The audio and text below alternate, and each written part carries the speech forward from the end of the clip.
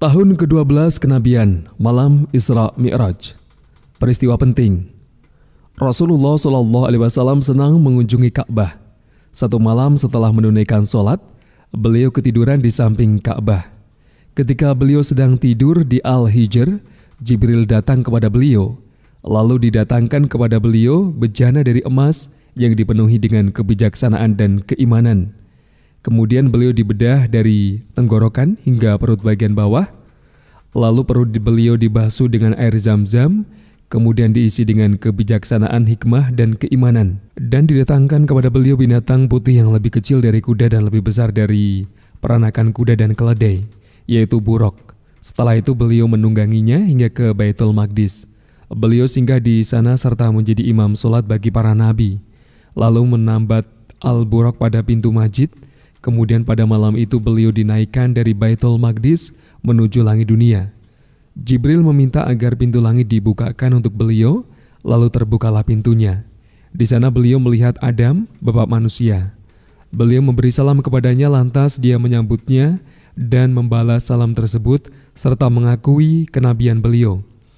Allah juga menampakkan kepada beliau ruh-ruh para syuhada dari sebelah kanannya dan ruh-ruh orang-orang yang sengsara dari sebelah kirinya.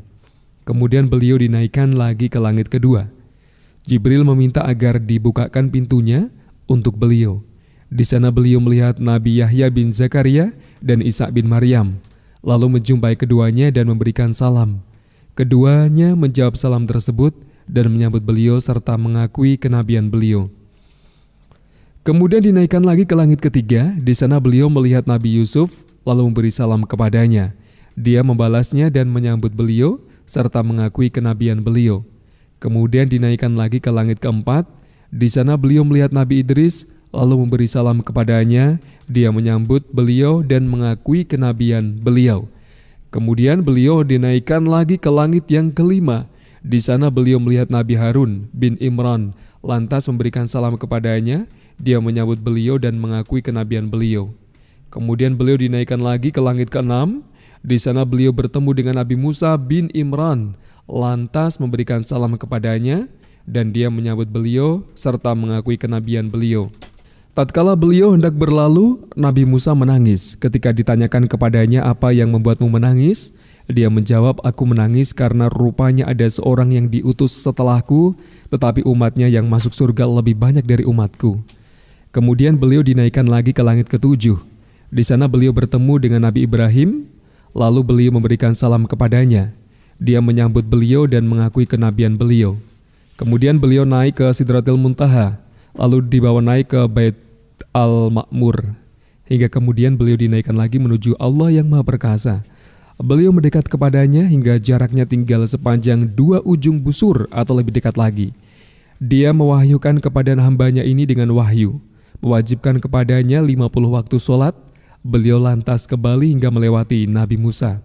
Dia lalu bertanya kepada beliau, apa yang diperintahkan kepadamu? Beliau menjawab, 50 waktu sholat. Dia berkata, umatmu pasti tidak sanggup melakukan hal itu. Kembalilah ke Rabbmu dan mintalah kekeringanan untuk umatmu. Beliau menoleh ke arah Jibril seakan ingin memintakan pendapatnya dalam masalah itu. Dia mengisyaratkan persetujuannya jika beliau memang menginginkan hal itu. Lantas Jibril membawa beliau naik lagi hingga membawanya ke hadapan Allah, sedangkan dia berada di tempatnya. Ini adalah redaksi milik Al-Bukhari pada sebagian jalur periwayatannya. Lalu Allah meringankannya menjadi 10 waktu sholat. Kemudian beliau turun hingga kembali melewati Nabi Musa, lantas memberitahukan tentang tersebut kepadanya. Dia berkata kepada beliau, kembalilah lagi kepada Rabbmu dan mintalah keringanan. Beliau masih ragu-ragu antara mengikuti saran Musa dan meminta keringanan kepada Allah Azza wa Jalla, hingga akhirnya dia menurunkannya menjadi 5 waktu sholat. Musa kemudian memerintahkan beliau agar kembali kepada Rabb dan memintakan keringanan lagi. Lalu beliau menjawab, aku malu kepada Rabbku. Aku rela dengan hal ini dan berserah diri. Setelah beliau menjauh, datanglah suara memanggil, engkau telah menyetujui farduku dan aku telah memberikan keringanan untuk para hambaku. Dalam perjalanan ini Nabi SAW melihat dan mengalami kejadian yang bervariasi. Beliau ditawari susu dan khamr, lalu memilih susu.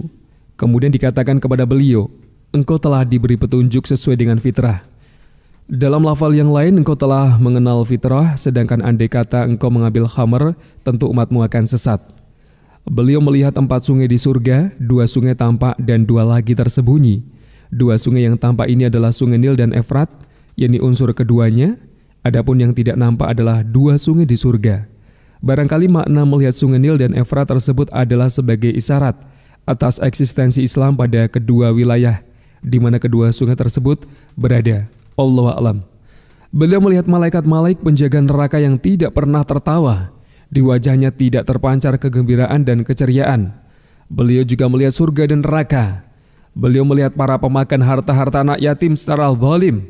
Mereka memiliki bibir seperti bibir unta.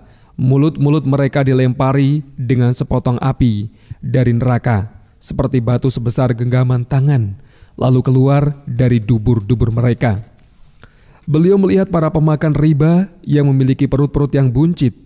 Karena kondisi ini mereka tidak mampu untuk beranjak dari tempat mereka. Mereka dilintasi oleh keluarga pengikut Fir'aun saat akan disodorkan ke neraka, lalu mereka diinjak-injak. Beliau melihat para pezina, di antara tangan-tangan mereka terdapat daging yang gemuk dan segar, dan di sampingnya terdapat daging yang bernanah dan membusuk. Mereka memakan yang bernanah dan membusuk tersebut dan membiarkan yang gemuk dan segar.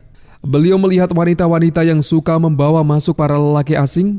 Beliau melihat mereka sedang bergelantungan pada payudara mereka.